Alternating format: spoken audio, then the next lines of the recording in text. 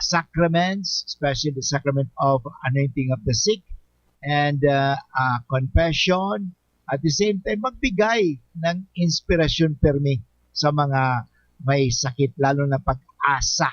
Ano? Hindi naman talaga ang kaipuhan talaga, no? Pag-asa. Ano? Napakusugon ang sa indang pagtubod sa Diyos. No? Yan na importante. By the way, pwede po kamo duman sa indong mga apps kang smartphone nindo or sa iPhone nindo, hanapin po tabi nindo. So, DCGB Live, ano? Para madawag nindo everywhere you go, ano? Para ka nagra-radyo din, ano? Wala doon na video, ano? Audio lang po yan. Of course, sa Facebook, dahil mo kumahiling ko yan, tape as live, kaya nga sa radyo. Boses lang po ang nahilingin do. Nahiling do. Nadadahog pala tabi. Pag nahiling, nahiling mo pa ang boses. Dahil maga.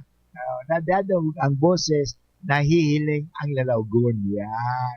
At anyway, mga tugang, sana po yung kamusta maray na kamugtakan ngunyan na aldaw ng Miyerkules at sa tuyang magayon na pag-urulayan, ngunyan na aldaw mga tugang, sa tuwing siniselebrar din ang kapistahan ni San Iniho ngani na Santo Iniho, ano? Santong niya na September 13, ano? Walang iba kundi si San Juan Crisostomo. Yan. Si Juan, mga tugang, na tinagurian Crisostomo dahil sa kanyang katangian sa pagbibigkas at pagtatalumpati. Yan. So magayon talaga actually yung mga sermon ni St. John Chrysostom. Ano?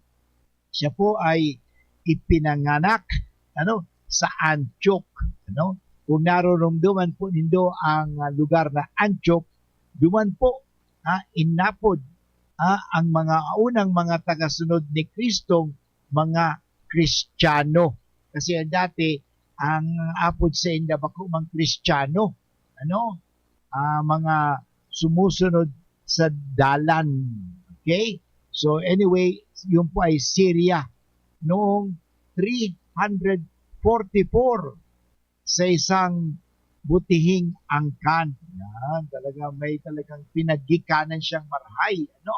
So, pero talaga ang magayon ng St. John Chrysostom, lalong-lalo na ang sa iyang mga sermon. Okay. So, alam mo mga tugang, siya po ay isang padi. Noong taon 386, siya ay naging pari. Noong taon 398, labag sa kanyang kalooban, nahalal siyang maging arsobispo ng lungsod ng Constantinople. So, naging pari, naging arsobispo. Yan. Saan? Sa lungsod ng Constantinople. Bagay na nagdulot sa kanya ng maraming kasakitan. Grabe, ang pasakit talaga. Kahirapan. Ngunit, malaking kabutihan naman sa simbahang Katolika. Ganun ba talaga yan? Minsan, yung ikabubuti, pero hindi naman ikakasama, kundi paghihirap. Kasi nga, mga challenges po yan, mga, yung talagang sabi nga maagi ka talaga ng sakit, pero actually, ito pala ay may bunga ng kabutihan. Yan, para ba yung masasabi natin na ang rosas, kahit na may tinik, pero maganda pa rin. Yan, di ba? Yan dapat tingnan natin. Bakit? Kasi inayos niya ang mga seremonya sa Santa Misa. So, ayan po ang dakuling kontribusyon na ginibo ni San Juan Crisostomo. Yung inayos niya ang liturgy na tinawagan ng pansin ang mga nasa kapangyarihan na nagbibigay ng mabuting halimbawa sa kanilang mga nasasakupan. Yan. So alam mo, talagang magayon ang sa iyang ginibo. Siya po ay Siya po ay talagang naging kasangkapan, ano, sa simbahan para magbigay nga ng pansin sa mga hindi nagbibigay ng mabuting halimbawa sa kanilang mga nasasakupan. Kasi mahalaga talaga mga tugang na tayo ay magbigay ng mabuting halimbawa. Ano? Siyempre, good example, sabi nga, edify. Bad examples, hindi naka-edify, kundi nakakasira. Dapat talaga mag-edify kita, makatabang kita sa pagpapalaganap ng mabuting halimbawa. Yung mga good examples yan. Dahil sa kagagawang ng ilang naiinggit sa kanya, yan mo talagang, totoo naman pag gumawa ka ng kabutihan, may mga tao talagang maiinggit sa imo. Anong ginawa sa kanya? Ginawa siya ng mga inag-imbento ng mga masasamang masasamang balita, mga chismis.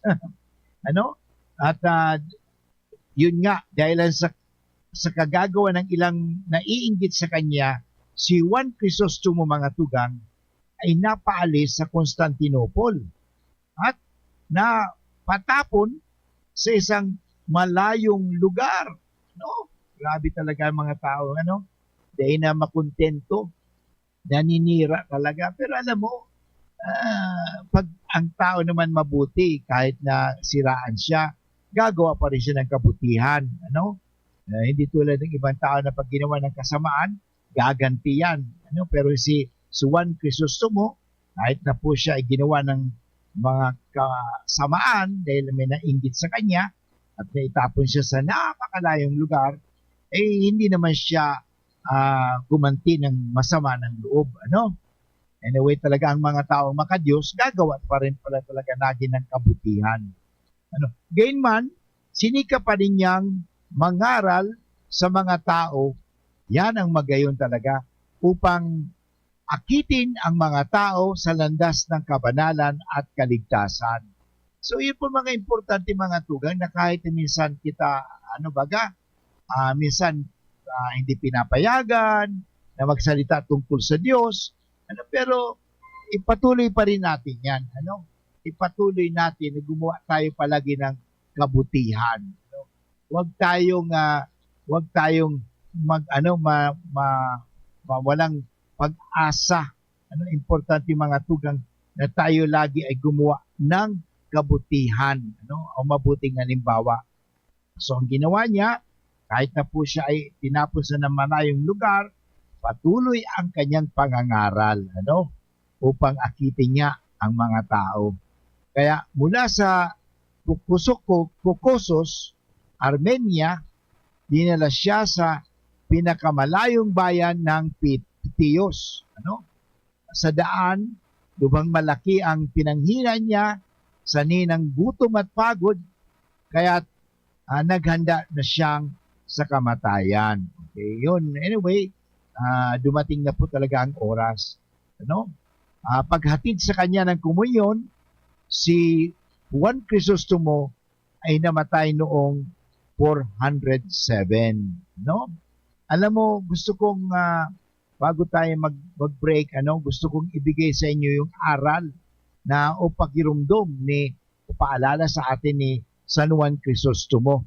Ang sabi niya, si Kristo ang aking buhay at ang mamatay ay isang kapakinabangan para sa akin. Kaya nga, tinanggap din niya yung kanyang kamatayan. Tayo pumasok sa mundong ito na walang dala. Tama, hindi ba? Paalala po ito sa atin. At gayon din, sa pag-alis ay wala tayong madadala. Tama naman, di ba? Paalala po sa atin yan. Kaya ang madadala lang talaga natin, si Kristo o ang pananampalataya natin kay Kristo. Kaya sabi niya, kung si Kristo ay nasa akin, okay, nasa atin, sino at ano ang ating katatakutan? So, palagi natin dalhin si Kristo sa ating buhay. But anyway, babalik mo si Father Boots pagkatapos ng mga paalala. Inihahandog ng San Miguel Pale Pilsen. Hinahanap niyo raw ako. Coco Martin bilang Batang San Miguel. Ikasan nyo na! Yan! Sa pool! San Miguel Pale Pilsen! Ganito tayo mga batang San Miguel. Pag nagkita-kita, may San Miguel Pale Pilsen. Moko, may nakalimutan ka yata. Pambukas ng bote. Sarap po kasama! San Miguel Pale Pilsen, sarap laging kasama. Drink responsibly. Magkaalaman na kung sino ang batang San Miguel.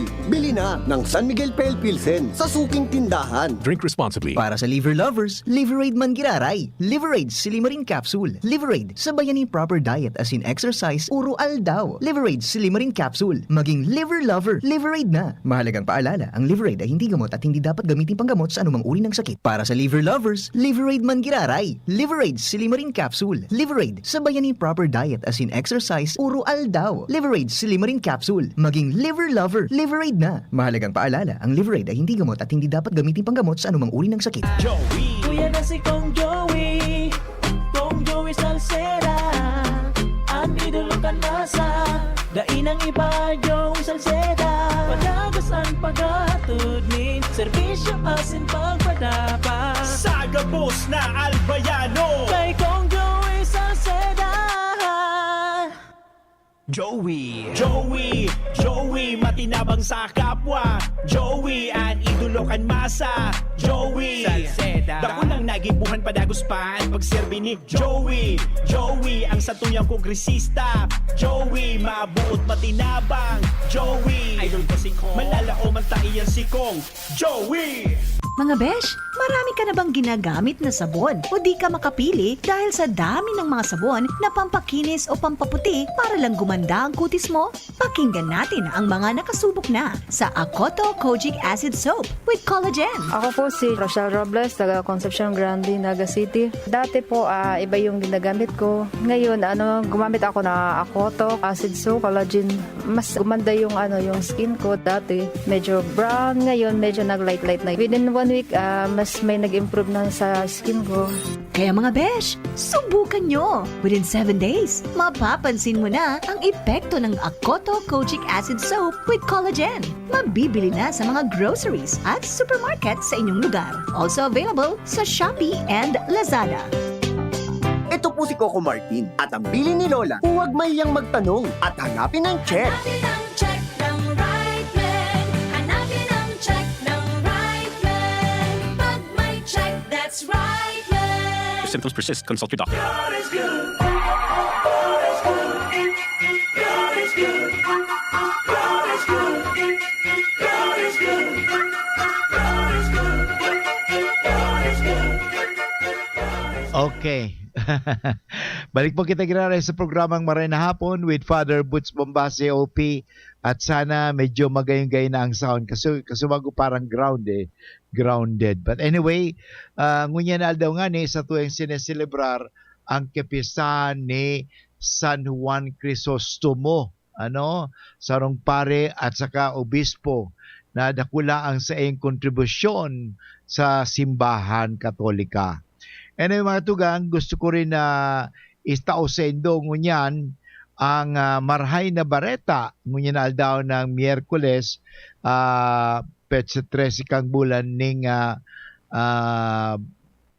Setyembre 2023. Magayon ni mga tugang kasi inipagirumdum sa tuya iniho, lalong-lalo na anong gusto nindo?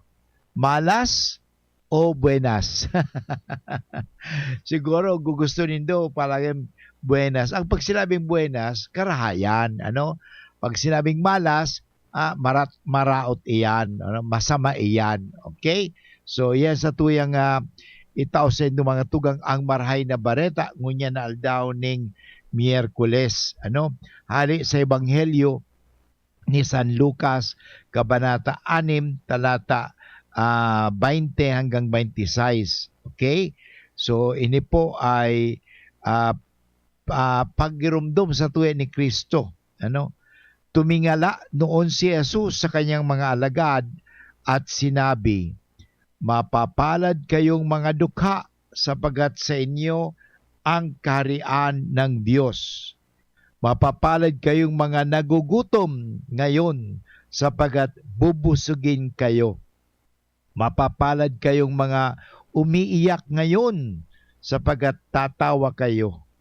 Mapapalad kayo kapag kinapuputan kayo ng mga tao at itinatakwil at iniinsulto at sinisiraan puri dahil sa akin. Magsaya kayo at lubos na maggalak sa araw na iyon sapagkat malaki ang inyong gantimpala nasa Diyos. Gayon din ang ginawa ng kanilang mga ninuno at mga propeta. Ngunit sawimpalad kayong mayayaman sapagkat tinatamasa na ninyo ang inyong ginhawa. Sawimpalad kayong mga busog ngayon sapagkat magugutom kayo. Sawimpalad kayong alak-hak ngayon sapagkat magluluksa kayo at iiyak. Sawimpalad kayo kapag pinag-uusapan kayo ng mga mabuti ng lahat ng tao dahil sa ganun din ang ginawa ng kanilang mga ninuno sa mga bulaang propeta. Mga kaibigan, iyan po ang ebanghelyo sa araw na ito ng Miyerkules. Alam nyo, paano magiging mapapalad ang mahihirapan o mahihirap? Nagugutom, umiiyak, at nagdadalamhati, inaapi, at isinasantabi. Bakit kaya mapapalad ang mga tulad nila? Yan isang tanong mga tugang na mahirap. Mapapalad sila dahil sa kanilang pagdurusa, wala silang ibang sandigan at pinagkakatiwalaan kundi ang Diyos lamang. So, yan po ang napakahalaga na tayo ay mapapalad dahil sa Diyos. Yun. Kung sabi nga, buenas dahil sa Diyos. Malas tayo pag wala tayo sa Diyos. Yan.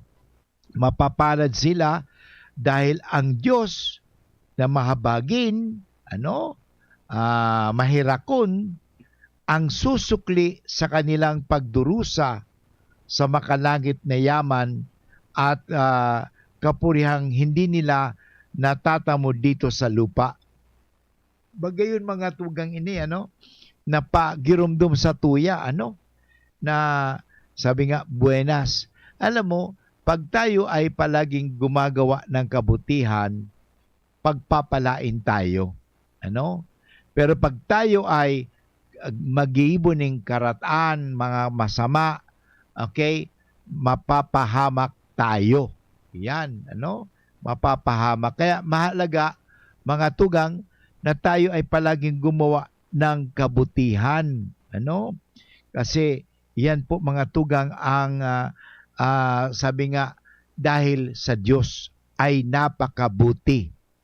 Kaya napakahalaga po yan. Sa kabilang dako naman, bakit hindi ito pabor para sa mga mayaman at walang pagdurusang natamo sa mundo? Kasalanan bang maging mayaman at may kaya sa buhay? Of course hindi. Hindi po masama ang maging mayaman. Masama ang mayaman kung halimbawa nang aapi ka. Masama ang kayamanan kung ginagamit mo ito sa kasamaan. Mayaman ka, pero ikaw ay lalamang sa kapwa. Masama po yan. O yan. Kasalanan bang maging mayaman at may kaya sa buhay? Hindi po Ulitin ko yan Sapagkat ang kayamanan ay isang pagpapala nga Pero alam mo ang sinasabi dito mga tugang, mapapalad sila dahil nasa Diyos lagi ang kanilang pagtitiwala. Kaya nga ang tao na nagtitiwala sa Diyos ay pinagpapala. Totoo yan madalas nga sabihin ko sa mga tao na nahirapan, huwag kang makalimot, may Diyos. at hindi ka pababayaan ng Diyos. Yan ang mga tugang. Kaya nga, yung kayamanan natin, ay dapat gamitin ito sa kabutihan. Ang hindi tama ay ang pagiging makasarili. Mayaman ka pero kuripot ka naman. Ang yaman mo naman, ang ginagawa mo, wala kang pakialam sa mga taong nagdurusa o nangangailangan. Yan po ay masama. Yan po mga tugang ay ingatan natin. Kaya sabi nga, ang sukatan o the measure, the standard ng matuwid na Kristiyano na pamumuhay ay hindi lamang dahil tayo hindi nagkakasala. Hindi po yun eh. Lahat tayo kasi nagkakasala. Pero ang sukatan ng taong tunay na Kristiyano, sabi ko, ulitin ko, ay hindi dahil hindi siya nagkakasala.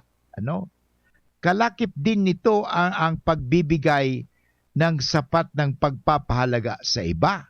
Importante yan eh.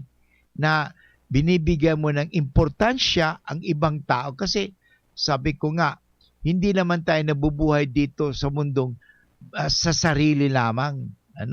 Kundi mayroon tayong kapwa.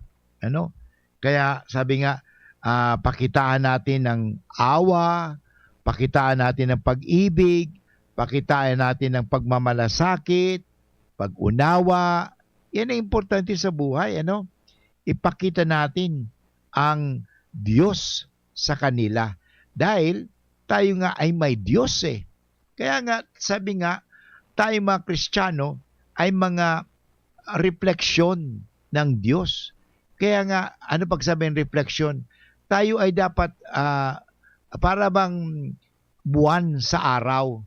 Tayo ay hindi araw, ang Diyos ang araw. Pero pag ang buwan nasisikatan ng araw, tayo ay lumiliwanag. Ganun po ang talagang halimbawa dyan. Kaya tayo ay pagpapalain ng Diyos. So yun, mga importante mga tugang. Kaya ipakita natin sa pagmamahal, sa pagpapahalaga sa ating kapwa. Pagpakita ng pag-ibig, mag-alay ng sarili at maglingkod sa mga, lalong-lalo sa mga taong nangangailangan. At tayo maging kasangkapan ng Diyos. Yan, tayo pagpapalain. Kaya ito ang sinasabi ng Panginoon, yung mga taong mga dukha na ang kanilang inaasahan ay walang iba kundi ang Diyos lamang. Sabi nga, mahirap sa pera, pero ang yaman-yaman niya sa kabutihan. Yan ang importante. Kaysa ang yaman-yaman mo sa pera, pero wala ka naman kabutihan. Mahirap ka pa rin. So anyway, babalik po si Father Boots pagkatapos ng mga paalala. An oras hatod sa Indokang. Alaksan FR. Ang di abot ng pahid-pahid, tinatapos ng Alaksan FR. Choose Surf Bar na may power bula at power puti. Basta surf, ang galing-galing. Para sa liver lovers, Liver Aid Mangiraray, Liver Aid Silimarine Capsule, Liver Aid Sabayan ki Proper Diet as in exercise urual daw, Liver Aid Silimarine Capsule. Maging liver lover, Liver Aid na. Red Horse Beer, lakas ng sarap, lakas ng tama. TGP, ang iyong kaibigan sa kalusugan. Diatabs, basta diarrhea, sulit sa bilis ang Diatabs. 7 pesos and 50 centavos SRP lang. Diarrhea? Tagal sa banyo! Sa Diatabs, tapos ang diarrhea. Basta diarrhea. Sulit sa bilis ang Diatabs. 750 SRP lang. 2 capsules work in as fast as 1 hour. Alagang Unilab yan. Loperamide is a generic name of Diatabs. If symptoms persist, consult your doctor. This is ang Surf Bar New Look na! Bula, puti, power bula, power puti, ang power ng Surf Bars, ang galing-galing. Power bula, power puti, baret ang gustong-gusto mo, may power galing. Surf Bar, New Look na, may active clean power. Presyong wais pa rin. Surf yan! Constipation, nasolusyonan sa paggamit ng activated charcoal capsule ng Doc Alternatibo. Nakatulong ito lalo-lalo na kapag hindi maiwasang makakain ng mga karni o ano paman na at higit sa lahat kapag mahirapang magbawas. Ito yung iniinom ko at pagkatapos na ako makainom nito. Parang inuutosan niya akong pumaron na sa CR para magbawas. Pag sumasakit ang tiyan ko, iinom ako ng charcoal, nagbibigay ito ng lakas ng katawan. Ako si Rolando Gaspar, taga Maridos, Santo Niño, 65. Pruweba sa kaepektibo ng activated charcoal capsule ng Doc Alternatibo. Mabibili sa Doc Alternatibo branches nationwide. Sa Legazpi City Branch, matatagpuan sa door number 8, Orosite, Legazpi City, Old Mayon Orocrete of Councilor Joseph Lee near Palawan Express in front of Sterling Insurance Company. Para sa door-to-door delivery order, mag-message lang sa 0946-967-3211. Ipinagdiriwang tuwing ika-26 ng Setyembre ang World Environment Health Day. Protektahan ang kapaligiran para sa ating kalusugan araw-araw.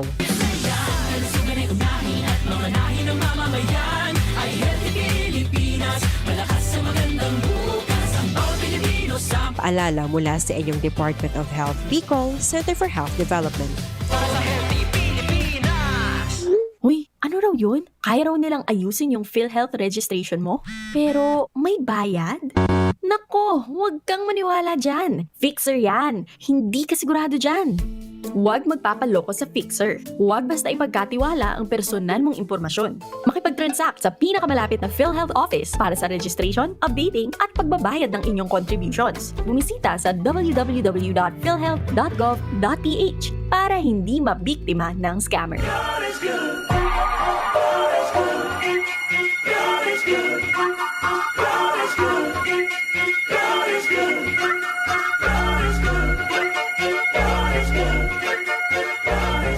Okay, balik po kita giraray sa programang Maray na Hapon with Father Butch Bombase OP.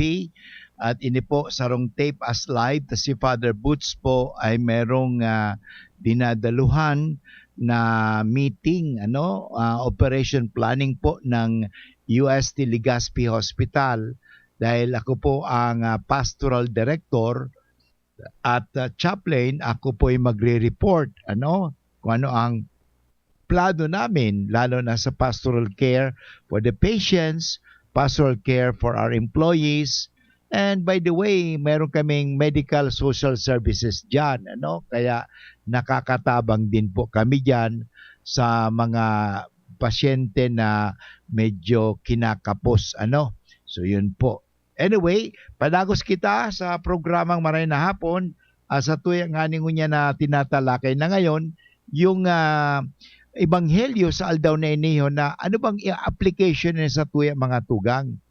Na sa buhay talaga, may buenas, may malas. O sasabihin ko pa nga, anong gusto nindo? Pagpapalo o pagpapala? Kasi pagpapala, paggagawa tayo ng mabuti. Pero pagpapalo, pag tayo gagawa ng masama. Kaya sa Ebanghelyo ni San Lucas mga tugang, kakaiba sa Ebanghelyo ni San Mateo. Sa San Mateo may 8 Beatitudes. Ngunit dito sa San Lucas, hindi lang pagpapala, kundi may mga kasamang kasawiang nabanggit si Jesus dito. So anong gusto yung kasawiang palad? Sawing palad, hindi ka sinasabi natin na hindi lang pagpapalad, o pagpapala ng mga magpapala, kundi may mga kasawian palad. Sana hindi tayo mauwi sa kasawian palad, Parang hindi tayo mauwi sa kasawiang palad, maganda na gumawa tayo lagi ng makabutihan, at palagi sabi nga, ang tao kasing hindi nagiging sawing palad, dahil siya ay may malaking pagtitiwala sa Diyos. Nakulang pagtubod niya eh. Kaya talaga, totoo naman eh. Baliktad kasi akala natin, totoo nga na may mga bagay dito sa mundo na talagang dapat iwasan.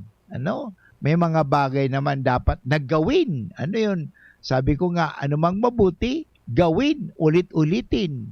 Pero anumang masama, ay itigil, iwasan, layuan. Yan ang importante. Parang hindi tayo mawi sa pagpapalo, kundi pagpapala. Yan. Kasi mahirap po yung sawing palad. Kaya yan, ayon ni Kristo na tayo. Gusto ni Kristo, mag-enjoy tayo. Mag-enjoy tayo sa kabutihan. Totoo naman, ang kabutihan ay nagdudulot ng kaligayahan. Ang kasamaan, nagdudulot ng kalungkutan. Halimbawa, gumawa ka ng pang-iinsulto. Ang mangyayari, di ba? Nakakasakit ka ng damdamin, at iyan, hindi makapagbibigay ng kaligayahan. Pero halimbawa, ikaw tumutulong sa kapwa, nakapagbibigay ka ng kaginawahan. Yan. Kaya ito mga sinasabi ng Panginoon, na ang mga sinasabi ng Panginoon na pinagpapala ay ang itinuturing na mahihirap at walang kakayahan mamuhay ng sagana o masagana. Kabilang din ang mga pinagpapala ay ang mga may paghihirap. Pero tingnan mo, sa mundo kasi ibang-iba ang tinatawag natin pagpapahalaga o value.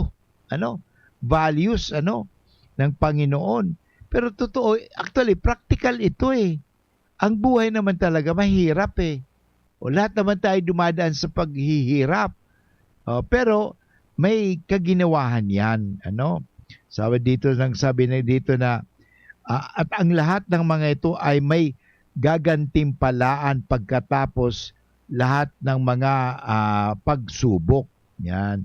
So nandiyan talaga ang pagsubok. Subalit ang mga kasawian naman ay tila nga bang mga matalino, mayaman, at iba pang mga nasa mataas na level na sa lipunan. Ngunit, ano ba talaga ang mensahe ng Ebanghelyo, mga tugang? Ano ba talaga? Kasi dito, siyempre, may pagpapala at pagpapalo sa pagpapala, sa wimpalad. So, kailangan natin intindihin ang bawat pagbabasa natin sa Biblia. Dapat hindi natin gawing literal na mensahe. Pati rin sa historical na konteksto upang, sabi nga, may sa buhay natin ang tunay na kahulugan ng bawat pangaral ng Panginoon. Okay? Bago pa man ang panahonan ni Kristo, ang panahon ni Kristo, balikan lang natin ipinahayag na ng mga propeta ng Diyos ay dumidinig sa mga hinaing. Tanda natin ang Diyos nakikinig sa mga hinaing ng mga taong minamaltrato at niyuyurakan ang mga nasa ng mataas na antas. Kaya dito, makikita natin, ipinahayag ng Panginoon ang mga pagpapala ng iilang tao at ganun rin ang mga kasawian ng iilang tao. Yun. So, wag natin kakalimutan na ang Diyos hanggat sa ngayon nakikinig sa mga daing ng tao. Yun. Kaya nakikinig yun ang Diyos. Subalit, sadya bang magkaroon ng pighati ang mayaman at matatalino? Hindi naman tumatanggi ang Panginoon kung ang tao ay puno ng kakayahan at talento, sapagkat alam niya na dapat gamitin ang mga ito upang ipaunlad ang kabuhayan ng lahat ng tao. Kaya sabi ko nga kanina, hindi po masama maging mayaman, hindi po maging masama ang matalino, or may ang sinasabi natin na kapangyarihan. Hindi po masama yan. Kung ito'y gagamitin lang natin sa kabutihan, o kabuhayan ng lahat ng tao. Kasi kung gagamitin lang natin ang talino natin, kayamanan natin, ang kapangyarihan natin, pangsarili lamang, o nang aapi tayo, nang mamaliit tayo, ay tayo ay sawing palad.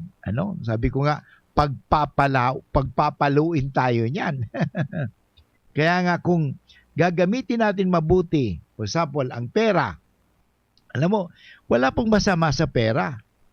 Sabi nga, pag ang pera nasa kamay ng mabubuting tao, ito'y makakatulong. Pero pag ang pera nasa masasamang tao, gagamitin po ito sa kasamaan. Tingnan mo, kahit na sa drugs, tingnan mo. Yun, ang nangyayari. Bakit nagbebenta ng drugs? Parang pagkaroon ng pera. Kawawa naman yung mga nabibiktima. Kaya nga iwasan po natin na depende kung saan na ginagamit ang pera. Wala pong masama, magkaroon tayo ng pera. Pero kung gagamitin natin ito, halimbawa may pera ka, gagamitin mo sa bisyo. Okay? Sabi nga, may pera sa pag-iinom. Pero pagdating sa pagkain sa pamilya, sa halip na bumili ng pagkain, ibibili na lang ng inumin. Mali po yan. Okay? May pera, sa halip na gamitin ito para sa kabutihan ng pamilya, ang nangyari, nilulustay ng iba. Yun po. Pahalaga natin ang pera. So, ang pera po ay kailangan gamitin ito sa kabutihan ng tao. Anyway, babalik muli si Father Boots pagkatapos ng mga paalala. Tara na, sabay ka na. Tara na, saan ka ba pupunta? Maraming mabibili sa presyong abot kaya. Huwag magalinlangan, huwag mag-isip.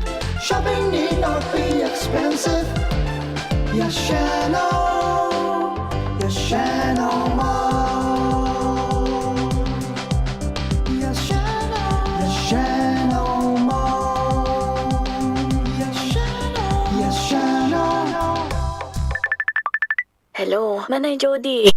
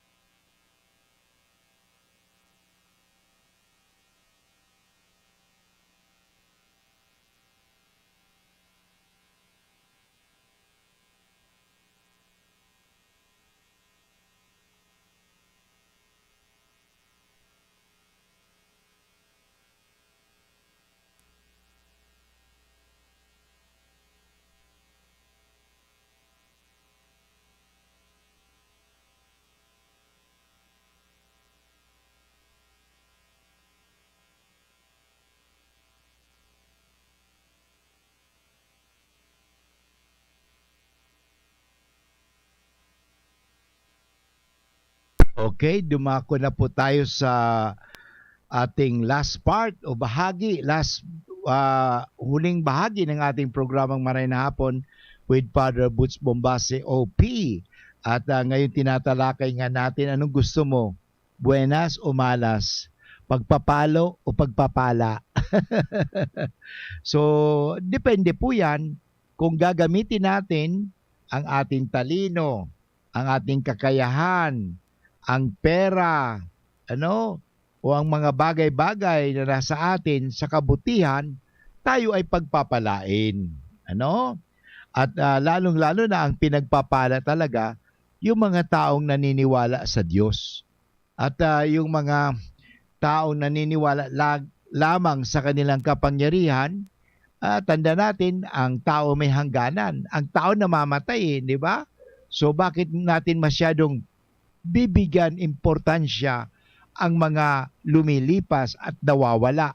Yan. Ang bigyan natin importansya yung mga hindi nawawala.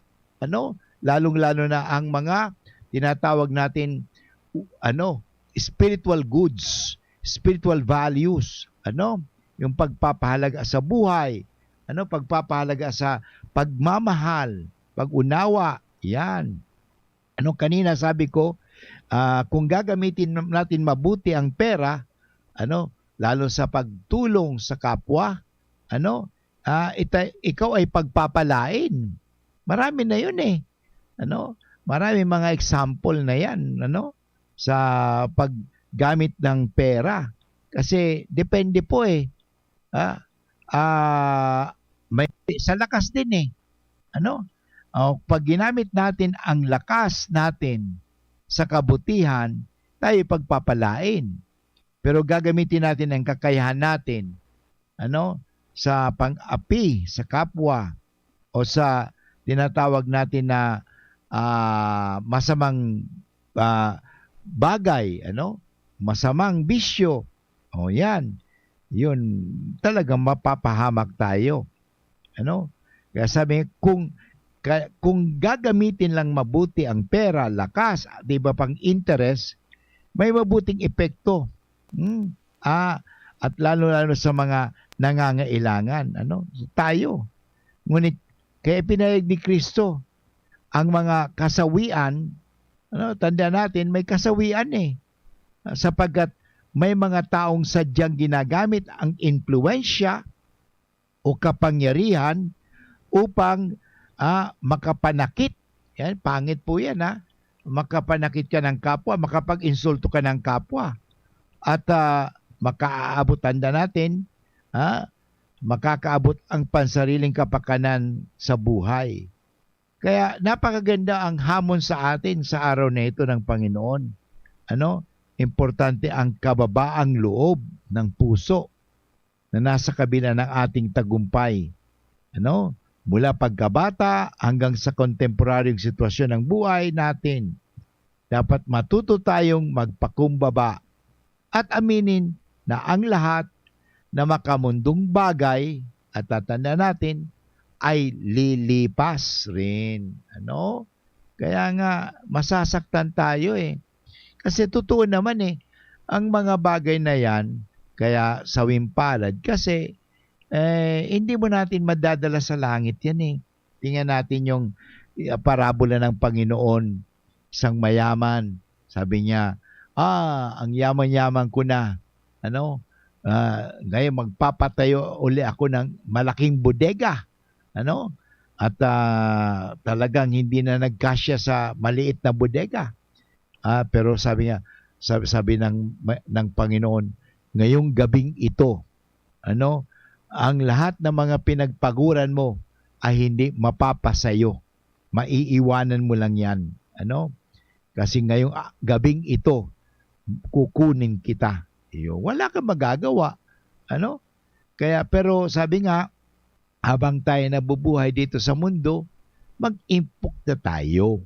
Magdeposito na tayo ng tinatawag natin spiritual values, spiritual goods, sa langit. Kasi ito madadala natin eh.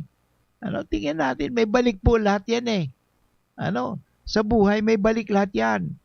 Kaya nga kung hindi natin aalagaan ang ating kalusugan, hindi ba? Pababayaan natin ang kalusugan natin, may balik po yan. Anong mangyari? Nagkakasakit ka.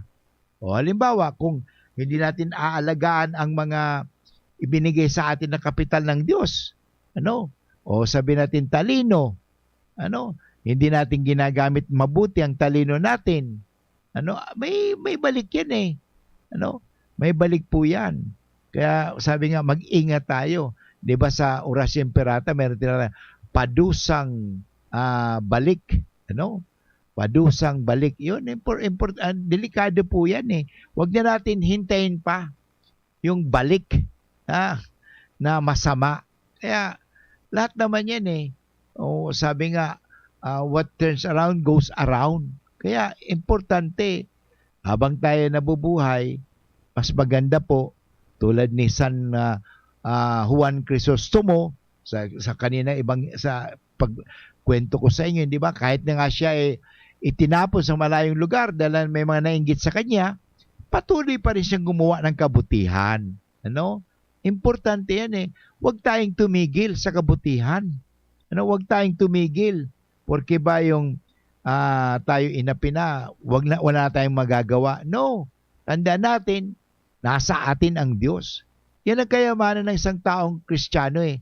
Nasa Kanya ang Diyos. At pag nasa Kanya ang Diyos, may lakas, may buhay na walang hanggan. Yan lang naman, palagi tayong umasa dyan eh. Mahalaga po yan.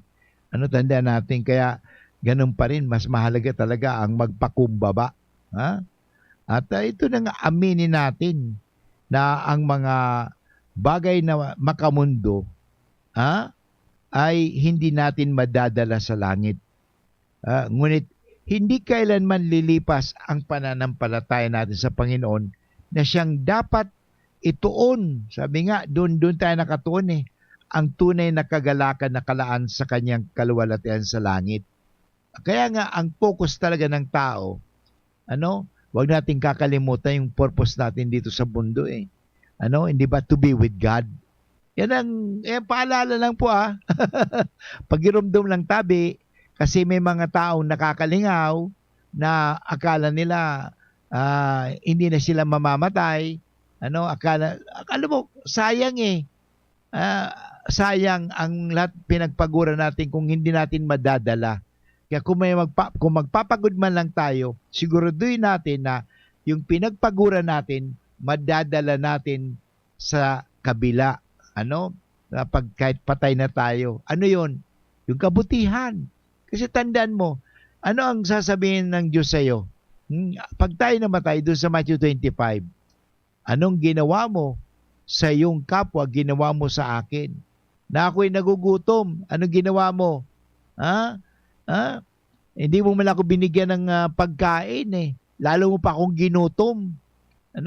So at least, maawa ka naman. Yun, tanda natin, ang sinong may awa, kaawaan din ng Diyos eh. Pero ang walang awa, ay hindi kakawaan. Tanda natin, may balusyon lagi. Hindi ang Diyos mapagiganti. Tanda natin palagi yan. Kaya, anong sabi ng Panginoon? Hindi ka tatanungin ng Diyos na, okay, naging mayaman ka ba? Naging matalino ka ba? Naging presidente ka ba? Nagkaroon ka ba ng kapangyarihan sa mundo? Alam mo, binigyan tayo ng mga kayamanan, kapangyarihan, lakas, kaginawahan, lahat ng mga bagay na ito, binigay sa atin ng Diyos. Pero may dahilan po yan. Ang dahilan dyan, parang gamitin natin ito sa pagtulong sa kapwa at sa kaluwalhatian ng Diyos. Kaya napakahalaga ang kaluwalhatian sa langit. At tayo rin tinawag patuloy na gumawa ng kabutihan at hindi kasamaan sa ating kapwa. Anyway, inabot na naman tayo ng orasing pamamaaram. Sana po si Father Boots nakapagpagirumdum sa naman tabi. Na importante sa buhay, importante. Pagyamanin natin ang anumang kabutihan na mayroon tayo. Tulad ng oras, panahon, habang may panahon pa, gamitin po natin ang panahon natin sa paggawa ng kabutihan. Gamitin natin ang ating talino sa paghanap ng solusyon sa kaunlaran. Ayun. Anyway, abangan po ang susunod na programang negosyo. Yan, totoo naman. Magnegosyo tayo, pero ang negosyo natin, may purpose po yan. Hindi pang sarili, kundi tutulungan natin ang ating kapwang mag-asenso. Ang negosyo, dapat mauwi yan, hindi lang para sa sarili, kundi sa pag-asenso ng bawat tao. Ito po muli si Father Boots Bombase OP nagsasabing, Diyos maray na hapon sa Indogabos. Bye-bye. See you tomorrow. We stand before the grand horizon. 500 years of faith, grateful today. We bear the gift of mission. Totally yours, we give ourselves.